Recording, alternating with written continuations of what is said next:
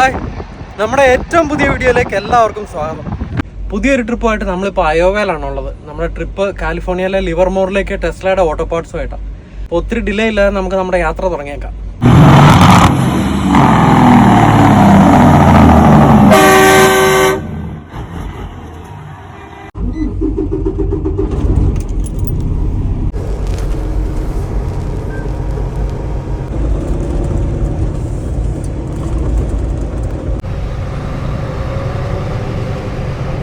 In 300 meters, make a U-turn, then take the third right.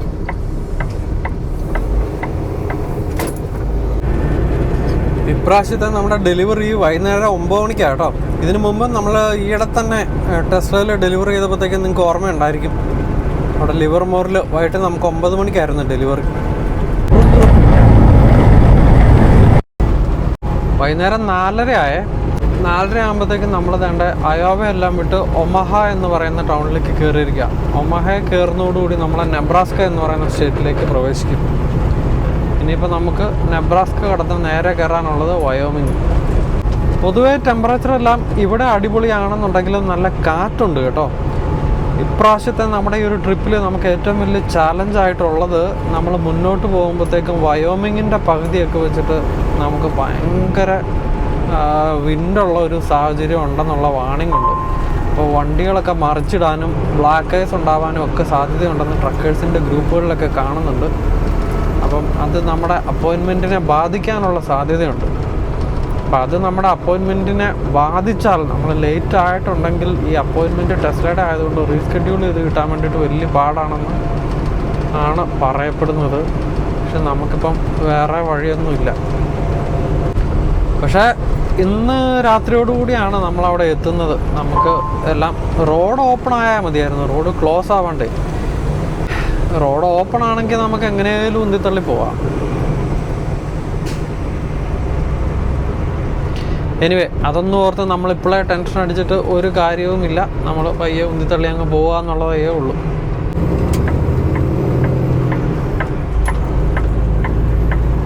ഒമഹ അങ്ങ് കഴിഞ്ഞ് കഴിഞ്ഞാൽ പിന്നെ നമുക്ക് വലിയ മേജർ ടൗണൊന്നും ഇല്ല അങ്ങ് അവിടെ എത്തുന്നോടം വരെ.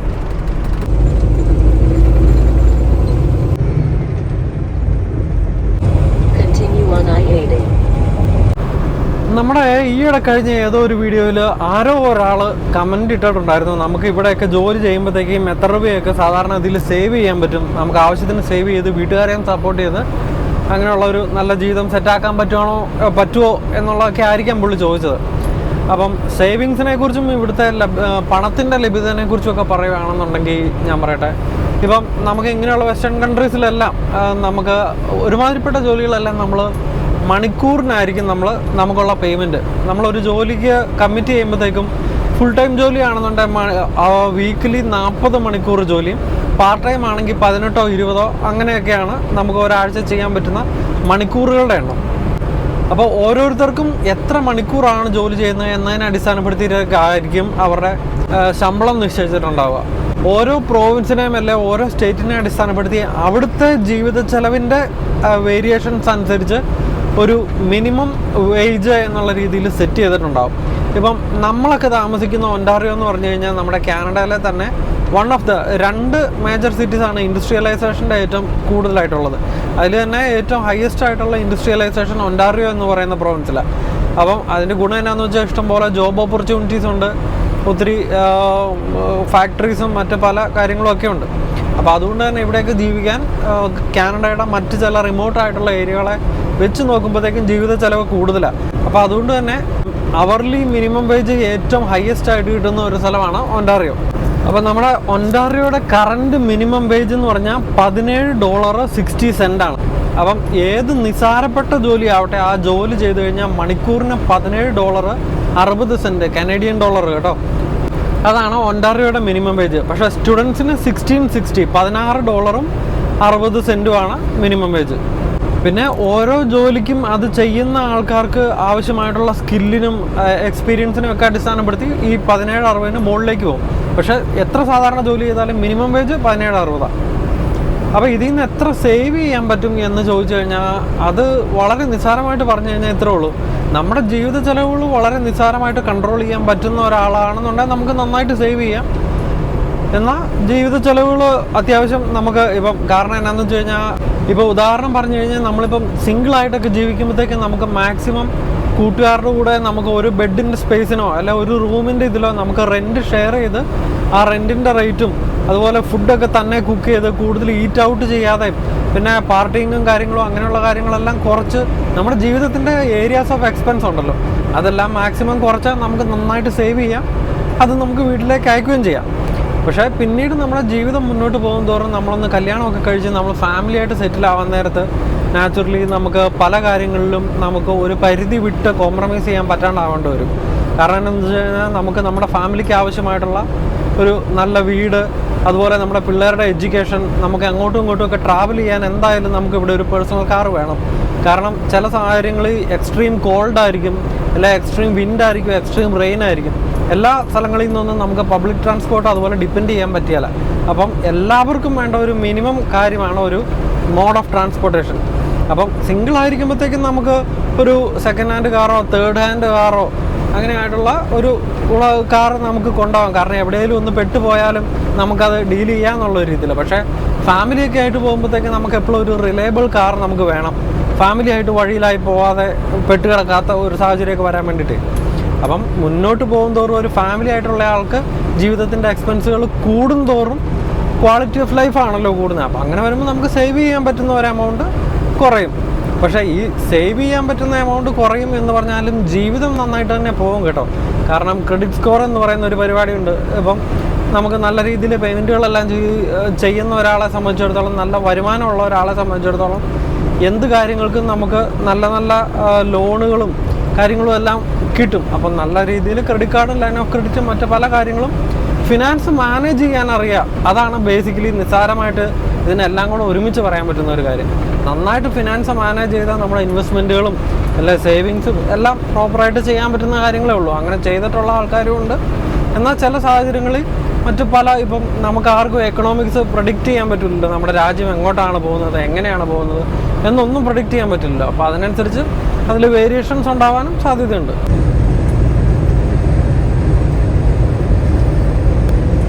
സക്കു സൈമൺ 3377, ഇത് എസ് അക്കു സൈമൺ ആണോ എന്ന് എനിക്ക് സംശയമുണ്ടേ. അങ്ങനെ ഒരു പ്രൊഫൈൽ നമ്മളോട് ചോദിച്ചിട്ടുണ്ടായിരുന്നു. ബ്രോ, ട്രക്കിനും സ്പ്രിംഗ് ടയറും വിൻ്റർ ടയർ അങ്ങനെയൊക്കെ ഉണ്ടോ?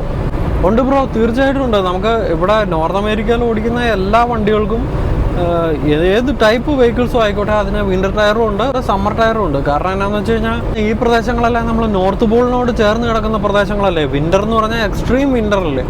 ഈ വിൻ്റർ ടയറിന് മാത്രമാണ് ശരിക്കും നമുക്ക് ഈ ഇത്രയും തണുപ്പത്തെ ഐസി റോഡുകളിൽ ഓടിക്കാനുള്ള ട്രാക്ഷൻ കിട്ടുള്ളൂ.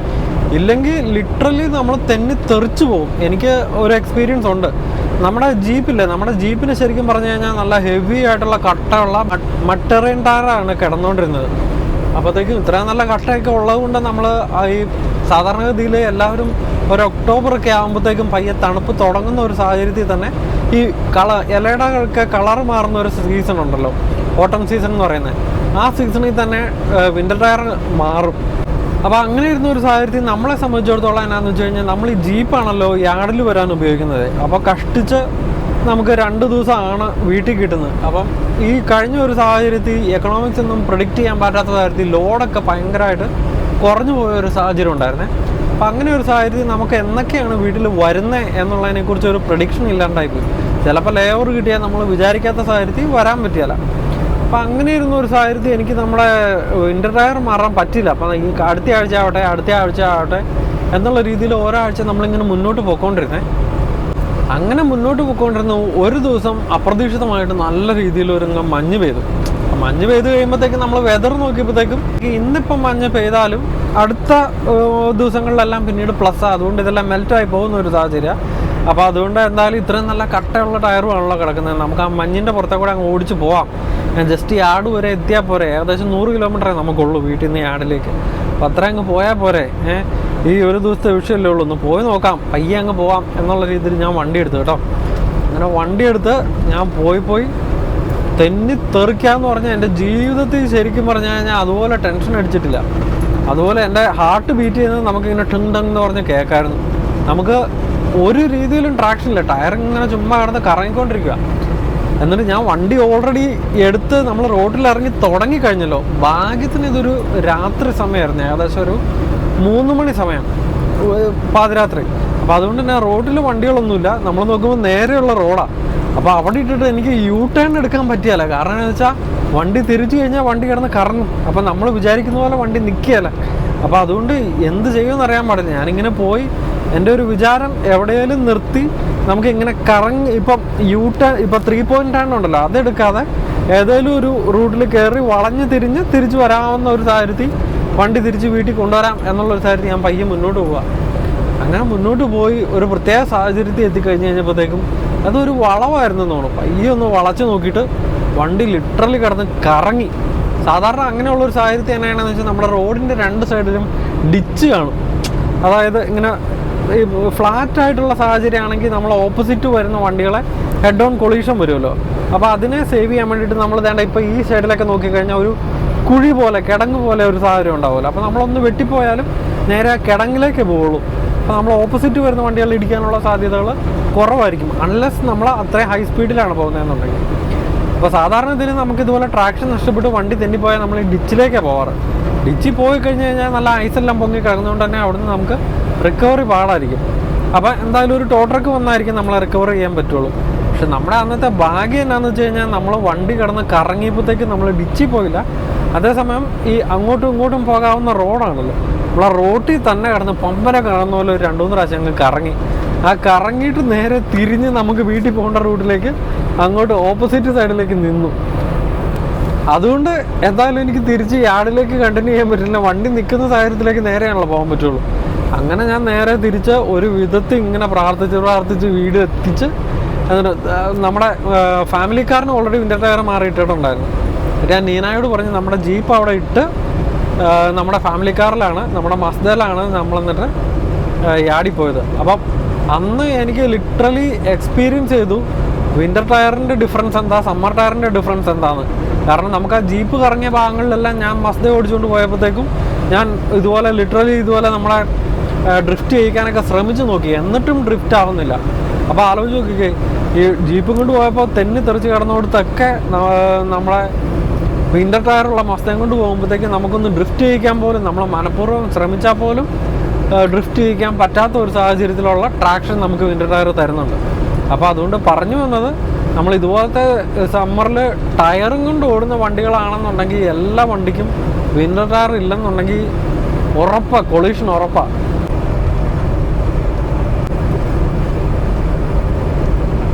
രോഹൻ P2M, രോഹൻ ബ്രോ നമ്മുടെ ഒരു ഫാമിലി മെമ്പറാണ്. നമുക്ക് എല്ലാ വീഡിയോയ്ക്കും മെസ്സേജ് അയച്ച് നമ്മളെ സപ്പോർട്ട് ചെയ്യുന്ന ബ്രോയാണ്. അപ്പോൾ രോഹൻ ബ്രോ നമ്മളോടൊരു ചോദ്യം ചോദിച്ചിട്ടുണ്ടായിരുന്നു. നമ്മുടെ ഏതോ ഒരു വീഡിയോയിൽ നമ്മുടെ സെമി ട്രക്ക് ഒരു പീറ്റർബിലിറ്റി ടോ ചെയ്യുന്ന ആർക്കൻസാ വീഡിയോയിലാണെന്ന് തോന്നുന്നു. ആ ടോ ചെയ്യുന്നത് അതിൻ്റെ ഓപ്പോസിറ്റ് ഡയറക്ഷനാണല്ലോ, എന്തുകൊണ്ടാണ് ഈ ഫ്രണ്ട് ബാക്കിലേക്കാക്കി റിവേഴ്സ് പൊസിഷനിൽ ട്രക്കുകൾ ടോ ചെയ്യുന്നത് എന്ന് പുള്ളി പല പ്രാവശ്യമായിട്ട് ചിന്തിച്ചിട്ടുണ്ട്. അതിനെക്കുറിച്ചൊന്ന് പറയാവുന്നു. സംഭവം വേറൊന്നുമല്ല ബ്രോ, റോഡിലോടുന്ന സെമി ട്രക്കുകളെ സംബന്ധിച്ചിടത്തോളം നമ്മുടെ ഡ്രൈവ് ആക്സിൽസ് എന്ന് പറയുന്നത് നമ്മുടെ പുറകിലുള്ള ആക്സിലാണ്. ഇപ്പം നമ്മുടെ ഫ്രണ്ടിലെ സ്റ്റിയറിങ്ങിൻ്റെ ആക്സിലുണ്ടല്ലോ, സ്റ്റിയർ ആക്സിൽ, അതിലേക്ക് നമുക്ക് ഡ്രൈവിൻ്റെ പവർ വരുന്നില്ല. അപ്പം ബേസിക്കലി നമ്മൾ ടോ ചെയ്യുമ്പോൾ എപ്പോഴും ഇപ്പം ചില ലോഡ് ട്രെയിലർ ഉൾപ്പെടെയാണ് നമ്മുടെ വണ്ടീനെ ടോ ചെയ്യുന്നതെന്നുണ്ടെങ്കിൽ നമ്മുടെ ഫ്രണ്ട് പൊക്കി ടോ ചെയ്യുന്ന സാഹചര്യങ്ങളും ഉണ്ട്. അങ്ങനെ ചെയ്യുമ്പോഴത്തേക്ക് എന്നാണെന്ന് വെച്ചാൽ നമ്മുടെ ഈ ഡ്രൈവ് ആക്സിലിൻ്റെ ഡ്രൈവ് ഷാഫ്റ്റ് എന്ന് പറയുന്നത് നമുക്ക് പവർ ഡിസ്ട്രിബ്യൂട്ട് ചെയ്യുന്ന ഒരു സാധനം ഉണ്ടല്ലോ, ആ ഡ്രൈവ് ഷാഫ്റ്റ് റിമൂവ് ചെയ്തിട്ട് വേണം. ഇതേ കണ്ടോ, ഈ പുള്ളിനെ കണ്ടോ, ഇത് ഇത്രയും സ്പീഡിൽ പോകുന്ന ഒരു ഹൈവേ ഒന്ന് ആലോചിച്ചു. എൻ്റെ ഇടയിൽ ഞാൻ സോറി എന്ന് കണ്ടപ്പോഴത്തേക്കും പറഞ്ഞെന്നുള്ളൂ. നമ്മൾ ഡ്രൈവിങ്ങിൽ ഒരു ഹൈവേയിൽ വണ്ടി ഓടിക്കുമ്പോൾ ചെയ്യാൻ പറ്റുന്ന ഏറ്റവും വലിയ മിസ്റ്റേക്കാണ് പയ്യെ ഓടിക്കുക എന്നുള്ളത്. കാരണം 75 മൈൽസ് പെർ അവറാണ് ഈ റോഡിൻ്റെ സ്പീഡ് ലിമിറ്റ്. അപ്പോൾ ഒരുമാതിരിപ്പെട്ട 90 ഇല്ല 95% വണ്ടികളും 75 അല്ല, അതിൻ്റെ മുകളിൽ പെർ മൈലാട്ടോ, മൈൽസ് പെർ അവറാണ്, നോട്ട് കിലോമീറ്റേഴ്സ്. അപ്പോൾ നിങ്ങൾ കിലോമീറ്ററിലേക്ക് കൺവേർട്ട് ചെയ്ത് നോക്കിക്കുക. അപ്പോൾ അത്രയും സ്പീഡിൽ വരുന്ന വണ്ടികളെ ഇതുപോലെ പയ്യെ വന്നു കഴിഞ്ഞാൽ ആലോചിച്ച്, ഈ പുള്ളിക്ക് മെർജ് ചെയ്യാൻ വേണ്ടിയിട്ട് കുറച്ച് സ്പേസ് ഉള്ളൂ. അപ്പോൾ ഇതിനേക്കാൾ സ്പീഡിൽ വന്നാലല്ലേ ഇതുപോലെ ഏതെങ്കിലും ഗ്യാപ്പിൽ വരുമ്പോഴത്തേക്കും കുത്തി കയറ്റിക്കൊണ്ട് കയറാൻ പറ്റുള്ളൂ. പയ്യെ വന്നു കഴിഞ്ഞാൽ ഈ വരുന്ന വണ്ടികളെല്ലാം ഇവനെ കയറ്റാൻ വേണ്ടിയിട്ട് നിർത്തി കൊടുക്കേണ്ടി വരും, അല്ലെങ്കിൽ ഇവൻ നാച്ചുറലി ഇടിച്ച് പോവും. സംഭവം മനസ്സിലായോ? അപ്പം നമ്മൾ ഒരിക്കലും നമുക്കൊരു ഹൈവേയിൽ ഏറ്റവും ചെയ്യാൻ പറ്റുന്ന ഏറ്റവും വലിയ മിസ്റ്റേക്കാണ് പയ്യെ വന്ന് പമ്മി പോകുക എന്നുള്ളത്. നമ്മൾ സ്പീഡ് കയറ്റി വന്ന് മെർജ് ചെയ്തതിന് ശേഷം ഹൈവേയുടെ സ്പീഡ് ലിമിറ്റിനനുസരിച്ച് സ്പീഡ് കുറച്ച് കണ്ടിന്യൂ ചെയ്ത് പോകുക എന്നുള്ളതാണ് അതിൻ്റെ ശരിയായ രീതി. ശരിക്കും ഇതൊക്കെ ഡ്രൈവ് ടെസ്റ്റ് ചെയ്യാൻ നേരത്തും ഡ്രൈവിംഗ് പഠിപ്പിക്കാൻ നേരത്തും ഒക്കെ പഠിപ്പിക്കുന്ന കേട്ടോ. എനിവേ നമ്മളിപ്പോൾ വണ്ടി ഓടിക്കൊണ്ട് വന്നപ്പോൾ നമ്മുടെ സ്പീഡ് ലിമിറ്റ് നമുക്ക് അവന് വേണ്ടിയിട്ട് ചവിട്ടി കൊടുക്കേണ്ടി വന്നു. നമ്മൾ ചവിട്ടി കൊടുക്കുമ്പോൾ സംഭവിക്കണമെന്ന് വെച്ചാൽ നമ്മുടെ പുറകിൽ വരുന്നവരെല്ലാം അതുപോലെ ഒരു ഓൺ ഗോയിങ് ട്രാഫിക്കിനെ ഒബ്സ്ട്രക്റ്റ് ചെയ്യുമല്ലേ, അതെല്ലാം പറ്റുന്ന ഒരു മിസ്റ്റേക്കാണെന്ന് പറഞ്ഞെന്നുള്ളൂ. അപ്പം നമ്മൾ ബാക്ക് ടു ദി ടോപ്പിക്ക് വന്നു കഴിഞ്ഞാൽ, സാധാരണ ഒന്നിലും ഒരു ടോ ട്രക്കാരൻ വന്ന് നമ്മുടെ വണ്ടി ടോ ചെയ്യാൻ നേരത്ത് ഫ്രണ്ട് പൊക്കിയാണ് ടോ ചെയ്യുന്നത് എന്നുണ്ടെങ്കിൽ ഈ ഡ്രൈവ് ഷാഫ്റ്റ് എന്ന് പറയുന്ന ആ ഒരു ഷാഫ്റ്റ് മാനുവലി അഴിച്ച് റിമൂവ് ചെയ്ത് അത് വേറെ എവിടെയെങ്കിലും എടുത്ത് കെട്ടിവെച്ച് വേണം കൊണ്ടുപോകാൻ വേണ്ടിയിട്ട്. ഇല്ലാന്നുണ്ടെങ്കിൽ നമ്മുടെ ഫുൾ ഡിഫറൻഷ്യലിനും നമ്മുടെ വണ്ടിയുടെ ഡ്രൈവ് ട്രെയിനിൻ്റെ കോമ്പണൻസിന് എല്ലാത്തിനും ഡാമേജ് പറ്റും. അത് പിന്നെ ഭയങ്കര വലിയ മെയിൻ്റനൻസുകളിലേക്ക് പോകും കേട്ടോ. അപ്പോൾ ഈ ഡ്രൈവ് ഷാഫ്റ്റ് നിലത്ത് കിടന്ന് റിമൂവ് ചെയ്യുക എന്ന് പറയുന്നത് എല്ലാം കൂടെ ഒരു 1/4 മണിക്കൂർ വരുന്ന നല്ല ഹൈ ഇൻറ്റൻസിറ്റി ലേബറാണ്. കാരണം മിക്ക സമയത്തും ഈ ഓരോ വണ്ടിക്കും ഇതിൻ്റെ നട്ടും ബോൾട്ടിനും ഒക്കെ പറ്റുന്ന സ്പാനർ ഉണ്ടല്ലോ, അതെല്ലാം ഓരോ വണ്ടിക്കും ഡിഫറൻ്റ് ആയിരിക്കും. അപ്പോൾ അതിനനുസരിച്ചുള്ള സാധനമൊന്നും പുള്ളിയുടെ ഉണ്ടാവണമെന്നില്ല.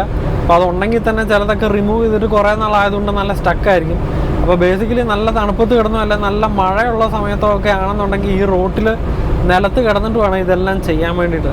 അപ്പം ഇതിനെല്ലാം അവോയ്ഡ് ചെയ്യാൻ വേണ്ടിയിട്ട് ഏറ്റവും ഈസി ആയിട്ടുള്ള വഴിയാണ് ബാക്കിലാണല്ലോ ബാക്കിലാണല്ലോ ഡ്രൈവ് ആക്സിൽ. അപ്പോൾ ആ ഡ്രൈവ് ആക്സിലിനെ പിടിച്ച് പൊക്കിക്കഴിഞ്ഞാൽ പിന്നെ നമുക്ക് ഫ്രണ്ടിലുള്ള സ്റ്റിയറിൽ നമുക്ക് പവർ വരുന്നില്ലല്ലോ, ജസ്റ്റ് ആക്സിൽസ് മാത്രമല്ലേ ഉള്ളൂ. അപ്പം വണ്ടിക്ക് ഡാമേജ് ഒന്നും വരികയില്ല. അതുകൊണ്ടാണ് സാധാരണ ഗതിയിൽ ഇപ്പോൾ ഒരു ബോബ് ടൈൽ, അതായത് നമ്മുടെ ഫ്രണ്ടിലത്തെ പോർഷൻ മാത്രമാണെങ്കിൽ അതിൻ്റെ ബാക്കിലത്തെ ആ ഡ്രൈവ് പവർ വരുന്ന കാര്യങ്ങളെല്ലാം ലിഫ്റ്റ് ചെയ്തുകൊണ്ട് അത് റോഡിൽ കോണ്ടാക്റ്റ് വരാതെ ഫ്രണ്ടിലത്തെ സ്റ്റിയറിനെ വെച്ചുകൊണ്ട് പോകുന്നത്.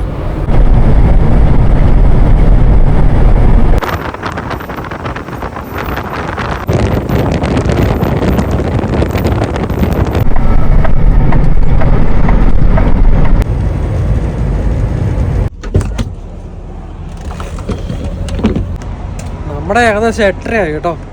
നെബ്രാസ്കയിലെ ഒരു റെസ്റ്റ് ഏരിയയിൽ ബ്രേക്കിന് വേണ്ടിയിട്ട് നിർത്തിയതാണ്. ഇവിടുന്ന് ബ്രേക്ക് ഇട്ടിട്ട് പോകാം. ഇവിടെ ഒരു കിഡിലെ സ്പോട്ടാണ്. നല്ല സൺസെറ്റിൻ്റെ ഒക്കെ ബാക്ക്ഗ്രൗണ്ടിൽ എന്ത് രസമല്ലേ ഈ ഒരു ഫ്രെയിം. ഇതാണ് നമ്മുടെ റെസ്റ്റ് ഏരിയ. നോക്കിക്കേ, ഇവിടെയാണ് വണ്ടികളെല്ലാം പാർക്ക് ചെയ്തേക്കുന്നത്.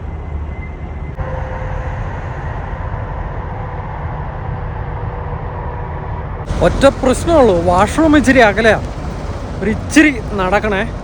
പക്ഷെ എന്നാലും നടക്കാമെന്ന് ഓർത്തു, കാരണം നമുക്ക് ഇത്രയും ഡ്രൈവിൻ്റെ ഇടയിൽ ഒരു റിഫ്രഷ്മെൻ്റ് ആയിരിക്കുമല്ലോ. വേണ്ട, ആ കാണുന്നതാണ് നമ്മുടെ റെസ്റ്റ് ഏരിയയിലെ വാഷ്റൂം. അപ്പോൾ വിൻ്ററെല്ലാം പയ്യെ മാറി സ്പ്രിങ്ങിനോട് അടുക്കുന്ന ഒരു സാഹചര്യം ആയതുകൊണ്ട് എന്ത് രസമാണ് നോക്കിയേ. ആ സൺസെറ്റിൻ്റെ ബാക്ക്ഗ്രൗണ്ടിൽ ഇലകളൊന്നും ഇല്ലാത്തതുകൊണ്ടേ മരങ്ങളിലൊക്കെ ആ സിലവറ്റിൻ്റെ ഒരു മൊത്തം ഭംഗി നല്ല അടിപൊളിയായിട്ട് കാണാവേ.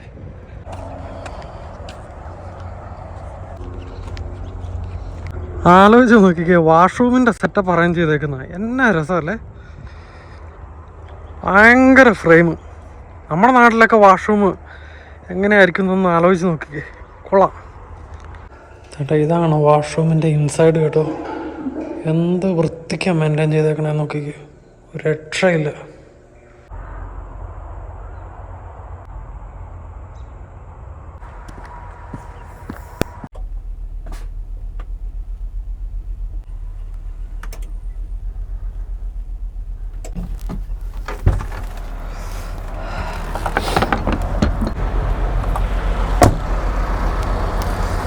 അപ്പം നമ്മുടെ വണ്ടി ബ്രേക്ക് കഴിഞ്ഞപ്പോഴത്തേക്ക് സ്റ്റാർട്ടാവണില്ല.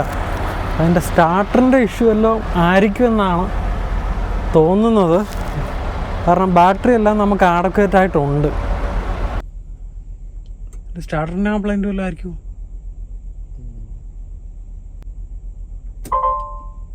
ഞാൻ ബാറ്ററി ബാക്കിൽ ഓഫ് ആക്കിയിട്ട് റീസ്റ്റാർട്ടൊക്കെ ചെയ്ത് നോക്കി. വയറൊക്കെ ഒന്ന് മൊത്തത്തിൽ ആണെങ്കിലേ, കാരണം അതിന്റെ ലൂസ് കണക്ഷനാണ് സാധാരണ സ്റ്റാർട്ടർ വർക്ക് ആവാത്തത്.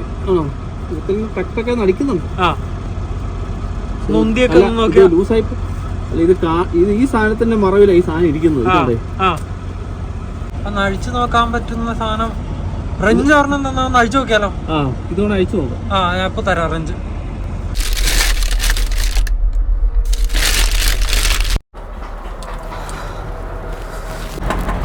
സാറേ റെഞ്ച് ഉണ്ട്. തേണ്ട ഈ ലൈറ്റ് വേണം എവിടെ വെക്കണമെങ്കിൽ വെച്ചോ. ആ ഇല്ല കാണാവോ? നമ്മുടെ ദേവസ്യാച്ചൻ വേണ്ട അടി കയറി ഫുള്ള് തപ്പിക്കൊണ്ടിരിക്കുക. വല്ല ശരിയാവോന്നൊക്കെ നമ്മൾ കൂട്ടിയാൽ കൂടുവോന്നുള്ള ഒരു സെറ്റപ്പ്.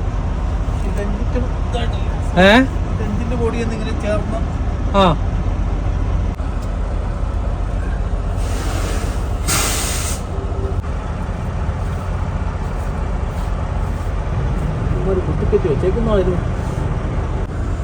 വയറൊന്നും ലൂസില്ല അല്ലേ? നമുക്ക് കാണാൻ പറ്റുന്ന രീതിയിൽ ലൂസില്ല. അത് ചുറ്റിയെ വെച്ച് 2 അടി കൊടുത്ത് നോക്കാൻ പറഞ്ഞു. എവിടെയാ? സ്റ്റാർട്ടറിൽ അതിലേക്ക് 2 അടി നോക്കുക. ചുറ്റി വരട്ടെ.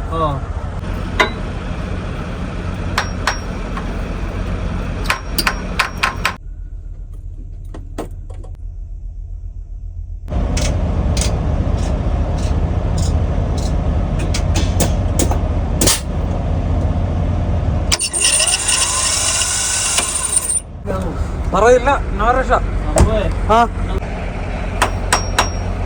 വയറിന്റെ സംഭവം ഈ നട്ടടിക്കുമ്പോൾ തുരുമ്പ് ഇറക്കുന്നുണ്ട് കണ്ടോ.